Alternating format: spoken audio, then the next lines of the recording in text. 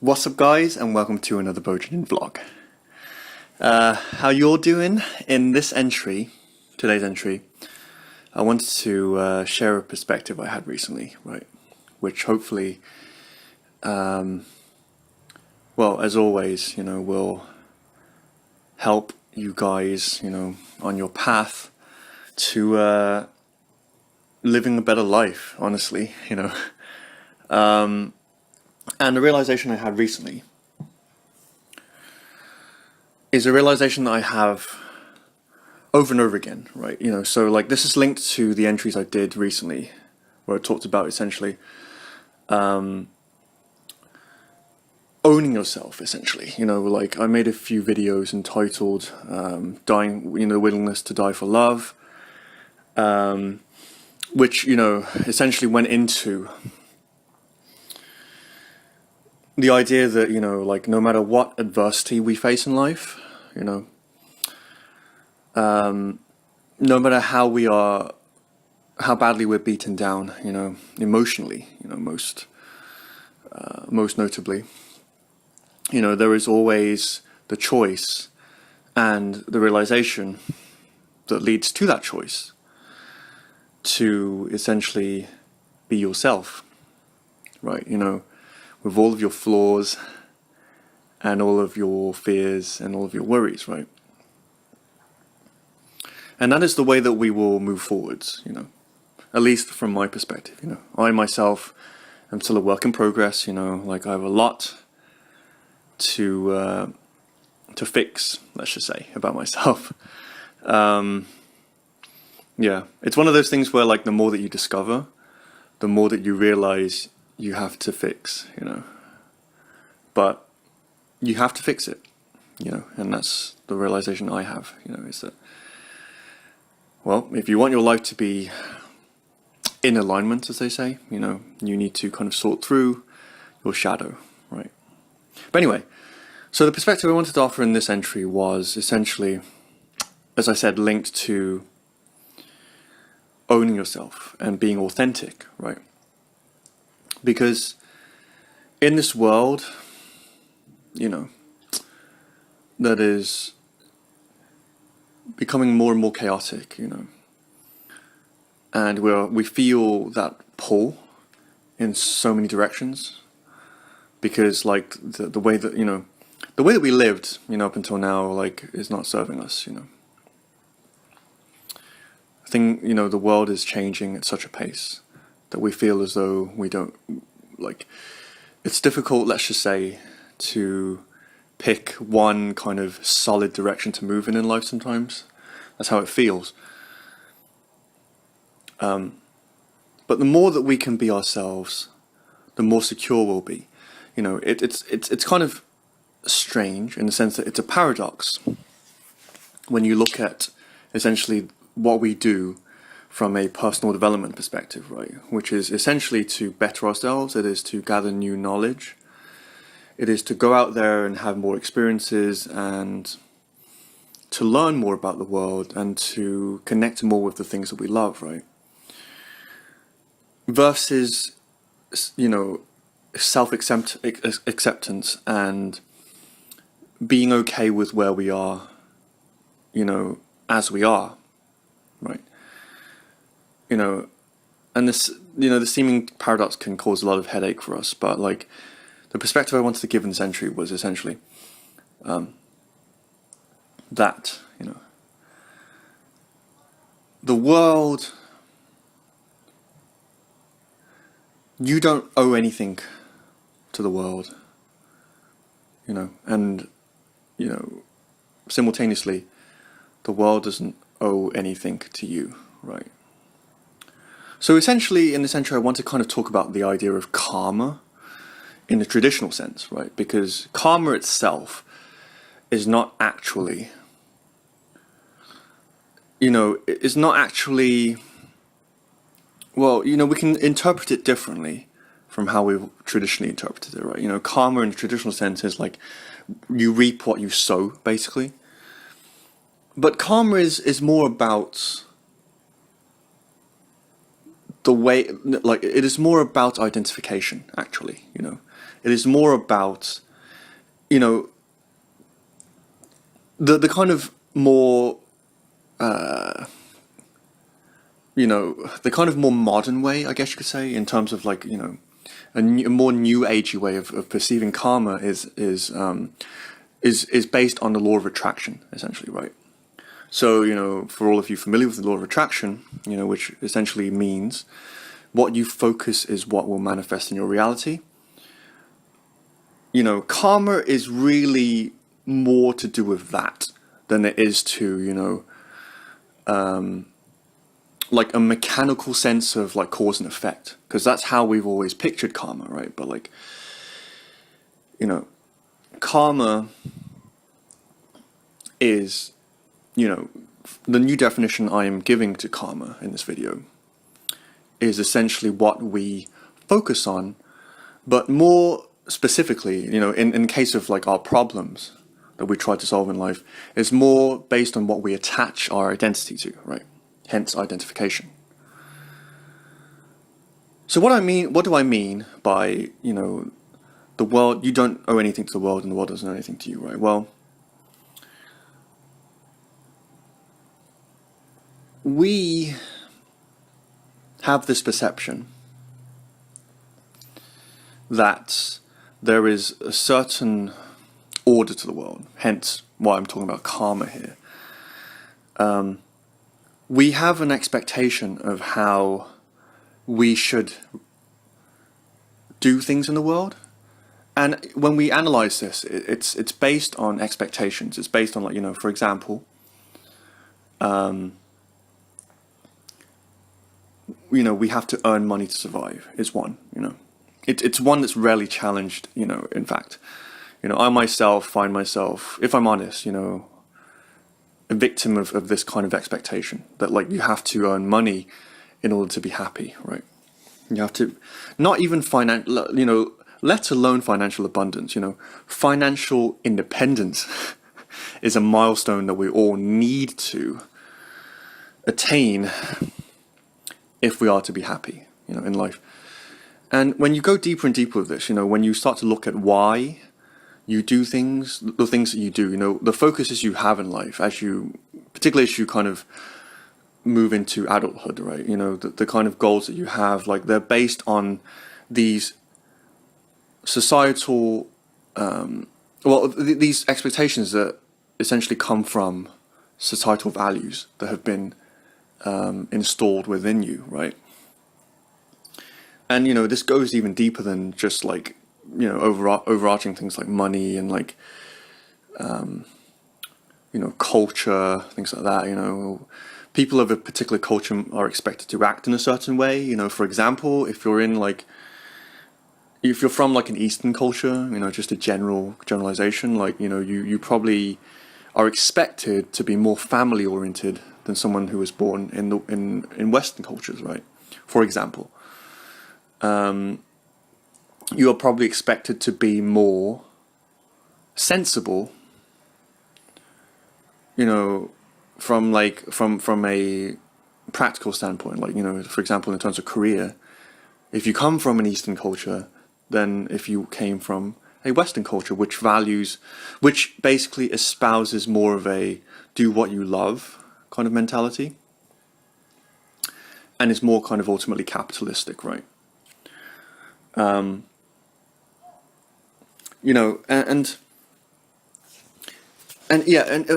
when we go even deeper, and when I say deeper, I mean like when we kind of look closer at the things that actually trouble us, right? Such as, one universal one is probably human relationships, right? Like friendship, family, romance, these kinds of things. How do we coexist with each other? That's one universal problem that we all have and all struggle with, right? Like,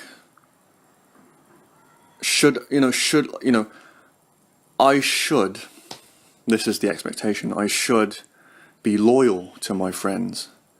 If I'm in a relationship with someone, I shouldn't, I can't initiate anything with someone else, because that would be cheating, right? I can't even entertain the idea, I can't express my attraction to someone else because that would be, desecrating the idea of loyalty, the expectation of loyalty that I have to uphold, right? And there are all of these things that essentially make it so that like we kind of feel like we're stepping on eggshells in life, like we can't say this, we can't express this opinion, we can't like just be honest, because like authenticity, right? Like if you're into personal development, if you're into spirituality, you will probably appreciate that authenticity is one of the main goals that we have in this community, right? In the spiritual community, in this personal development community. And what stops us from being authentic, it is these expectations that we have to uphold, right?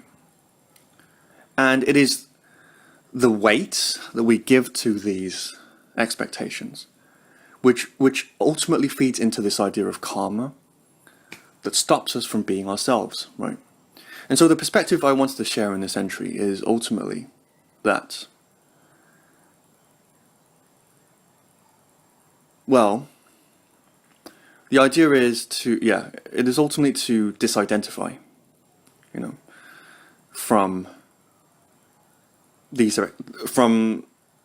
these expectations which have become a core component of our identity, right?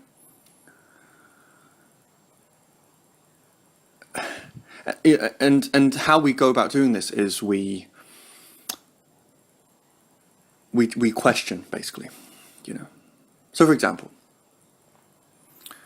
why is it such a bad idea for me to express my opinions, right? And I coined this thing, quite a while ago called what was it? I forgot what it was called exactly, but like I kind of had an idea of this thing where like we express our true opinions to people because like, one problem that I have in particular is that like I have difficulty expressing my opinions, particularly if I know that they're going to be unsavory to other people, like I'm kind of just a bit scared of like, saying things in case I offend someone, essentially, right? Also, or I give the wrong idea to someone of myself, right? Because I have my own ego, I have my own identity, which is quite like a gentle, caring soul, diplomatic, and it has worked for me, that identity, that mask, again, I did an entry about, how I wear a social mask, and it's been a problem all my life. I'm trying to break away from it, but like, it has worked for me, but like at the same time, it is a double-edged sword because I can't, like people don't like I can't be myself, and that causes its own stress upon myself, like the lie becomes a truth essentially. That's my problem, right? So why would it be about? And the thing that I kind of made was essentially like stating your opinion, but then stating like your feelings. And of course, the kind of egoic chime in, let's just say, is that like, well, if you do that, like, it requires people with a certain kind of threshold of consciousness, because you can't just go up to anyone and be like, oh, by the way, I hate your choice of music.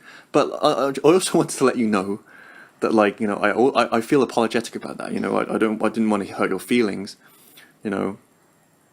and yeah, I thought that I should be fair in expressing my opinions because it is my true opinion, but at the same time, I don't mean to hurt you, and therefore, like, I just want it to be known that, like, I do respect you as a person, and my opinion does not have to affect, my perception of you, my respect for you, and your own self-respect, right? So, this is an example of essentially letting go of this expectation that doesn't work for us, right? And of course, this is just an idea of mine, like I've yet to fully implement it, but like this is the idea I wanted to share with you guys in this entry, which is that, you know,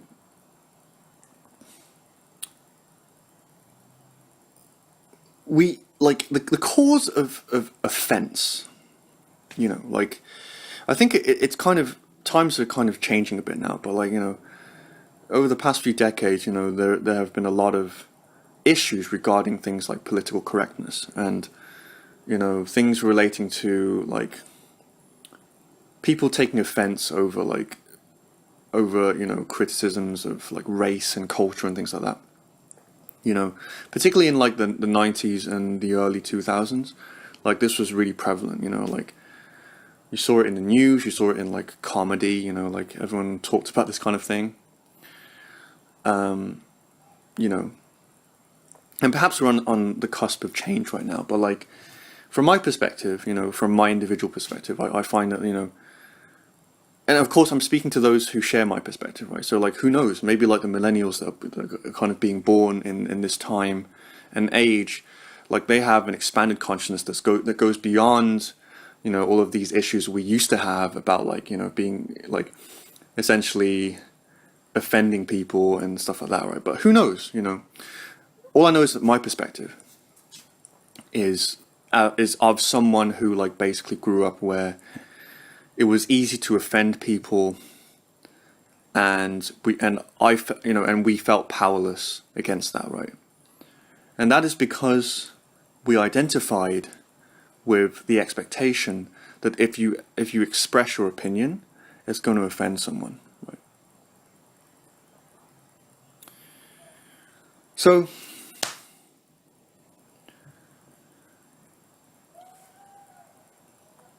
the thing I'm trying to express, essentially, the idea that I'm trying to express here is, we don't necessarily have, like, we have to start to look at offense, you know, and to try to start to understand what it is that actually causes that offense, and whether it or not it is, in layman's speak, such, you know, a bigger deal as we have made it out to be. Because the thing is, there are problems, as you know, as I know, that arise from essentially, like, expecting like, this expectation, this kind of unspoken expectation in society, where you can't say certain things to certain people, you can't express certain opinions in certain environments, and of course, you know, there is a reason for all of that. You know, there is a reason for all of that, but, like, we identify with it so much. You know, this is an energetic thing, right? So, yes, ideas are wonderful, you know, and you could say from an objective, logical viewpoint that, like, some of these things are important. You know, you can't necessarily express yourself in the same way as, you know, to your colleague, let's just say, as you do to your family, you know, your close family, or your close friends, right?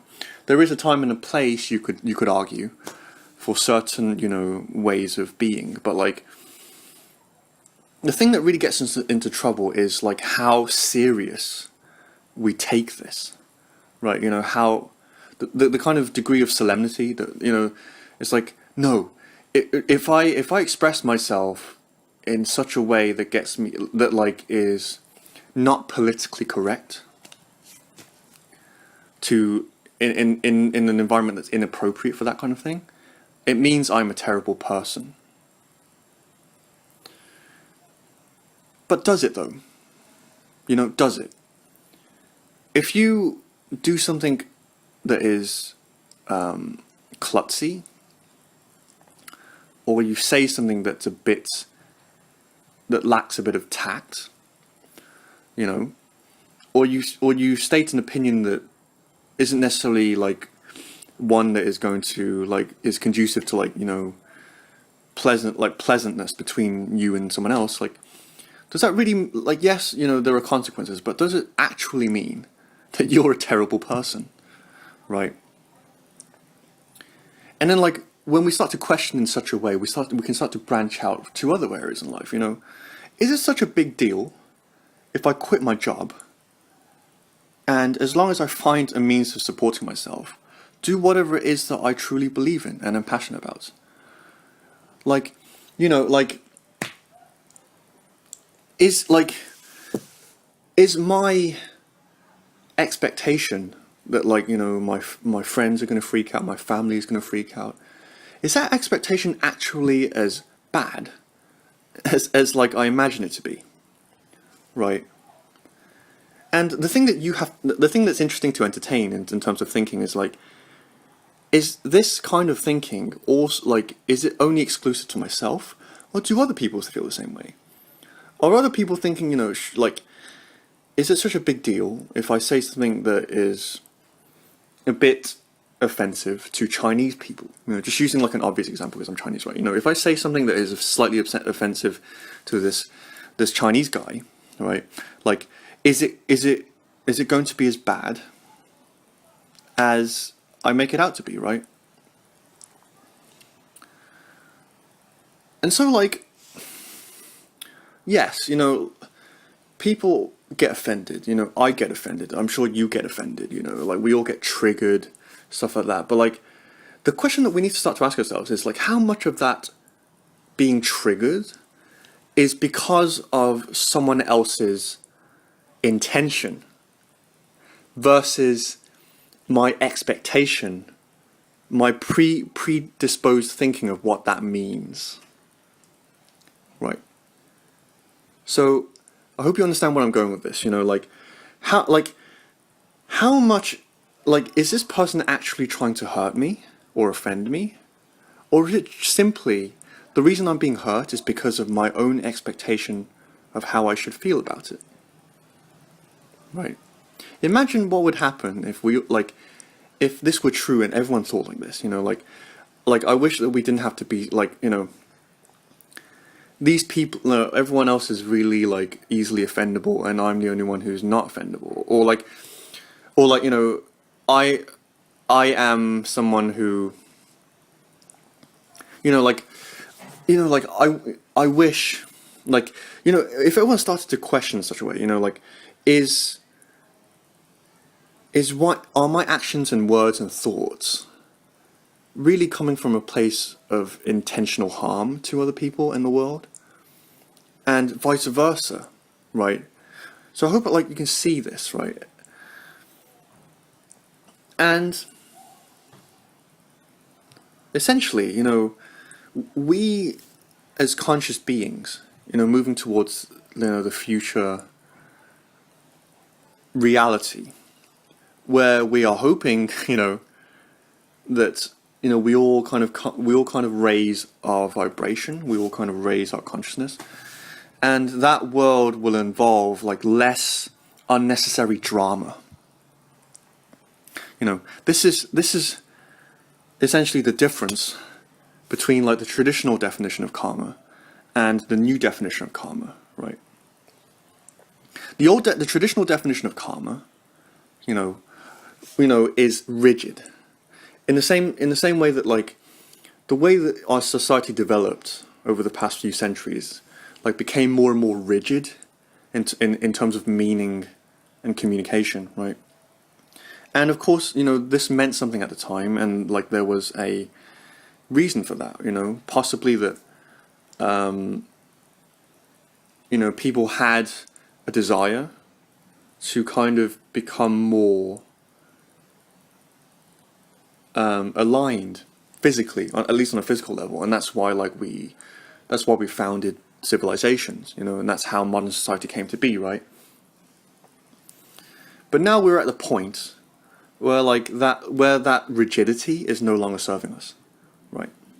The way that we approach ideas, cultures, actions, you know, symbols essentially, is no longer serving us, right? And so, like, now, you know, part of this journey that you know, us conscious beings are on now is to start to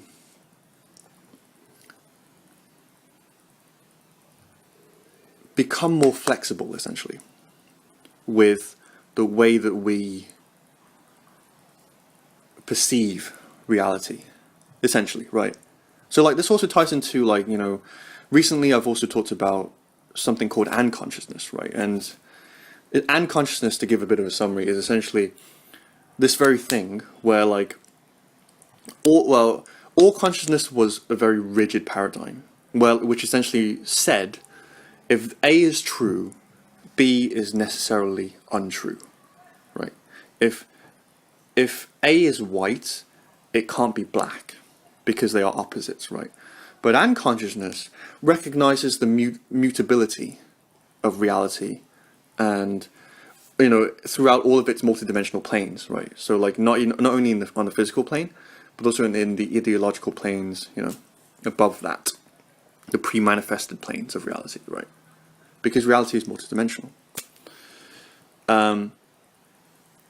It recognizes that like things are susceptible to change, and things, have you ever heard, the only constant is change? Yes, there's a reason why that's like a universal tenet. It's because it's true. Everything will change. I think Buddha was the one who said, every belief will at some point be proven false. And so like what is black will eventually become white, and what is white will eventually become black, right? You may be joyful, happy, glad, appreciative in one moment, compassionate, inspired, but in the next, you might be angry, frustrated, in low vibration, mired in scarcity, and that will happen to you. And, this is where, the resistance comes in. This is traditionally where, like, people have struggled. It's because, like, they're so used to their attachment, or like the paradigm of attachment to ideas, to states, because we make stasis mean safety, and we make change mean danger or threat or mortality, right?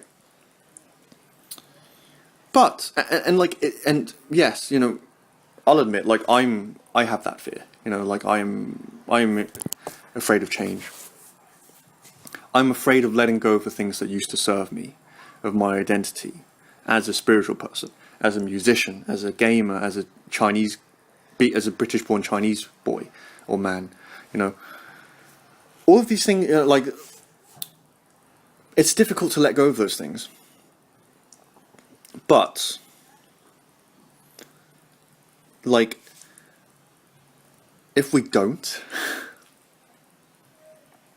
and I'm not saying to throw them away. This is what I mean. Even our language, the way that we speak, is very rigid. It's like A is B, B is C. There's no in between, right?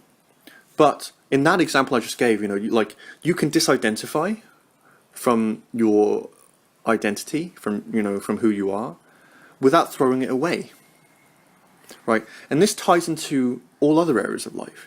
This was what my perspective was aiming to illustrate, right? It is essentially that, like, you can express yourself, and even if it is traditionally politically incorrect, or traditionally it is viewed as unfavorable, or even taboo, like, does it mean necessarily that it is that you are a bad person, essentially, that you intend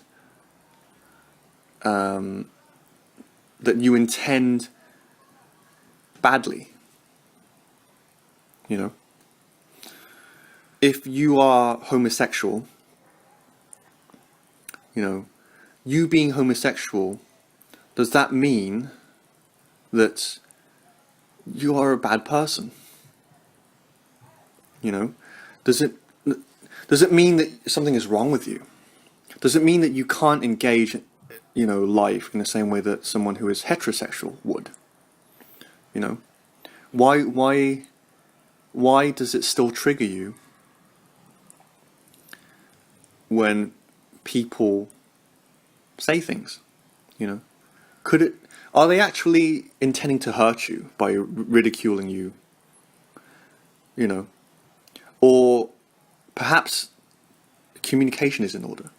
Perhaps they don't intend it. Perhaps they are just ignorant. and you hold the power to educate them on your experience and perspective of being a homosexual person, as an example, right?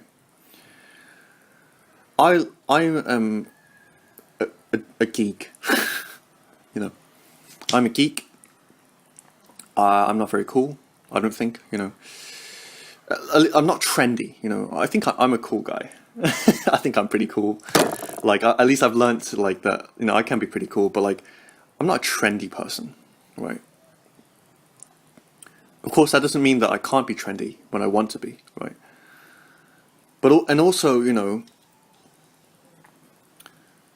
just because I don't follow the latest trends, and that I have interests that are kind of more like, you know, esoteric and specific and weird, like, does that make me a bad person? If I'm honest, I kind of feel like that sometimes. But then, like, I ask myself, you know, is it really such a bad thing that, like, I'm into such weird stuff, you know, that, like, most people in the United Kingdom aren't really interested in, you know? I have a pretty eclectic mix of interests, you know. Does that mean that, like, I'm a scatterbrain, and that means that I am a waste of space? I kind of feel like that sometimes, but is that actually true, right? So, like, anyway, yeah, you know, this is my message essentially. It is, are things as serious as we make them out to be? Because by being serious, we cause so much drama. You know, it's like someone burgles my house, so I have to bring justice upon them. You know, if someone insulted me, and so, like, I am expected to insult them back, or, like, be awkward around them from that day forth, you know. Or can we escape from that karmatic trap? Karmic, I think is the word, sorry. Can we escape from the karmic trap? You know, can we escape from our definition and expectation and identification with karma, the karma in our life? That is the next step for us. You know, can we forgive ourselves? Can we forgive other people? Forgiveness, you know, the same forgiveness that Christ espoused, is the dissolution of karma, which comes from, it's very simple. It's just letting go of the meaning that you have assigned to it, to the actions of your life, to the cause and effect between you and other people and the world. You know, that's not to say there's not going to be cause and effect. That's not to say that, like, there's not going to be, you know, there's not going to be debt and credit in the world. There's not going to be people who owe things to one another. That's not to say that. But it just means, like, is the rigidity, you know, with which we attach to this cause and effect, this idea of cause and effect that we have, really worth all of the pain, suffering, and drama that we have to go through in life, right? So anyway, that's essentially the perspective I wanted to give to you. You know, like, in your own life, and, like, this is something that I'm doing now,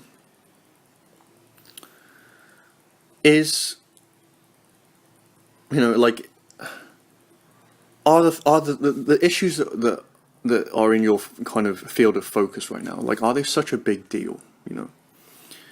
Like, could it be that the simple act of just letting go and even just communicating with other people about it? Because I think the biggest issue that comes up is, like, between people, you know, interpersonal relationships, is when there's, like, unspoken expectations, and then there's all of this drama because one person, like I mentioned in my entry about, I think it was my latest one, aggressive versus passive people part 2. One of my latest entries, I talked about, like, how, like, people kind of go around guessing what everyone else is thinking. And like everyone is wondering if like everyone else is really that rigid, or is it just them who like, and are they the only ones who like thinks, maybe it's not such a big deal, And I guess like, and if we were to just talk about it, like maybe it wouldn't be a big deal. But of course, there's, at the same time, don't expect things to change overnight. I definitely don't expect things to change overnight for myself, like, but simultaneously I'm not going to beat myself up about it. I know that I'm not going to change overnight, and like the way that I approach other people and the way that like I interact with other people at the moment is not going to change overnight, right? It might change significantly, who knows, but like I know it's not going to change. I'm not going to snap my fingers and like suddenly like authenticity and like forgiveness and like everyone just like raises their vibration. Everyone's on the same page and oneness is manifested upon this earthly realm. It's unlikely, but like at the same time, it's more of an energetic thing. So like my core teaching, as always, is tap into your sensitivity. The reason that is the case is because a lot of the world is felt, in layman's terms, a lot of the world is felt. A lot of the world is not seen, is not heard, is not conceptualized of, I think scientists have done a pretty good job of like essentially unearthing the fact that like what is it, like 4% of the energy in the universe is observable or some shit like that. The rest of it is felt. Come on, like we are denizens, you could say, in this universe, right? And we live amongst all of the stuff that exists in the entire universe, right? Like, is it that far-fetched to kind of think that, like, we have the capacity to experience and sense everything in the world? This is why, like, extrasensory people exist. This is why people like Teal Swan exist, right? It's because, like, we are all made of the same stuff. We're all stardust, right? We all belong to this universe, and so, like, we have the capacity to sense it. And so if